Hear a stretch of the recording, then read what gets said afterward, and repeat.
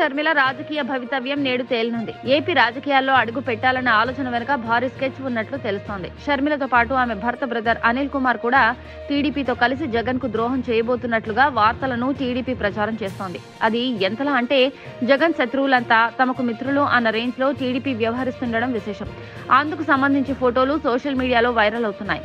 తాజాగా బీటెక్ రవిని brother Anil కలవడంతో YS కుటుంబాన్ని చీల్చే టీడీపీ ఎత్తుగడ బయటపడింది. రాజకీయాల్లో ప్రత్యర్థులు తప్ప శత్రువులు ఉండరని కొందరు పెద్దలు చెప్తుంటారు. కానీ ప్రస్తుత రాజకీయాల్లో అది ఎక్కడా కనిపించడం లేదు. అధికార ప్రతిపక్ష నాయకులు పరస్పరం శత్రువులుగా చూసుకుంటున్న రోజులివి. ఇటువంటి నేపథ్యంలో సీఎం జగన్ ప్రత్యర్థి పులివెందుల టీడీపీ అభ్యర్థి బీటెక్ రవితో షర్మిల భర్త బ్రదర్ అనిల్ నవ్వుతూ ఫోటో దిగారు.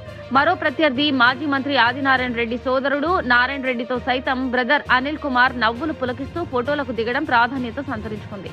ఈ ఫోటోలకు సంబంధించి బీటెక్ రవి ట్వీట్ కూడా చేశారు. కడప ఎయిర్పోర్ట్ లో ఎదురుపడిన బీటెక్ రవి మాజీ ఎమ్మెల్సీ నారాయణ రెడ్డిని బ్రదర్ అనిల్ కుమార్ మర్యాద పూర్వకంగా పలకరించి ప్రస్తుత రాజకీయాలపై మాట్లాడినట్టు బీటెక్ రవి చెప్పడం విశేషం.